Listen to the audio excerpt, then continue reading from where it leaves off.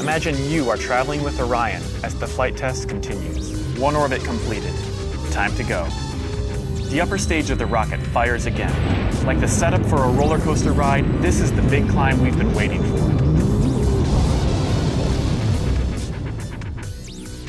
We are headed 3,600 miles above Earth.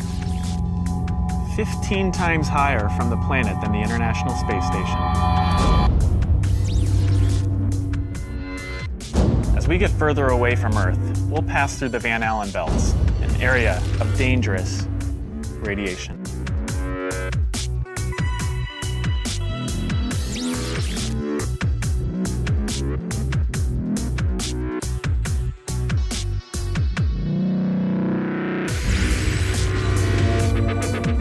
Radiation like this could harm the guidance systems, onboard computers, or other electronics on Orion.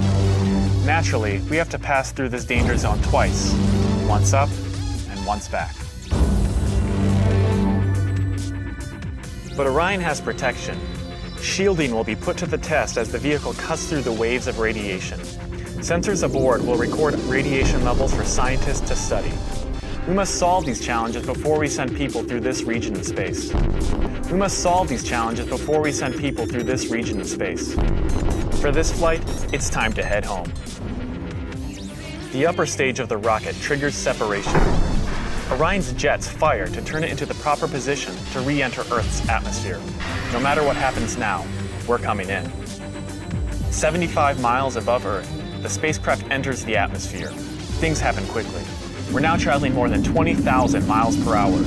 Air particles pushed out of the way heat up. An envelope of hot plasma surrounds the vehicle as it plummets towards Earth. The plasma reaches temperatures of 4,000 degrees Fahrenheit, almost twice as hot as molten lava. This may be the most dangerous part of the flight. Orion is inside a fireball. Onboard systems ignite jets to keep the ship pointed correctly, so the specially constructed heat shield takes the full brunt of the inferno. This is the largest heat shield of its kind ever made. Even though we've slowed from 20,000 miles per hour to about 300 miles per hour, we're still traveling amazingly fast. We must slow down to safely land in the ocean. Luckily, we have parachutes.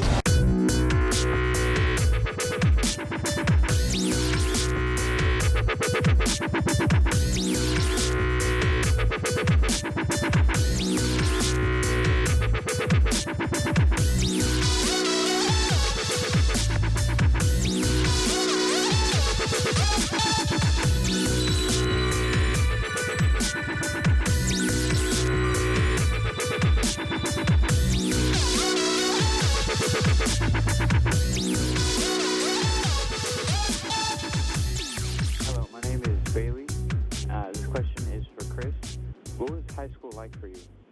I tried my best. I didn't always succeed, didn't always do well, but I put my best effort into school. Math and science were kind of my favorite subject. I didn't really like English and reading too much, but I've since grown out of that, and I enjoy reading now. And I played a lot of sports. And all of that happened in a little town called York, Maine, across the United States from where we're talking to you right now. And all of that happened in a little town called York, Maine, across the United States from where we're talking to you right now.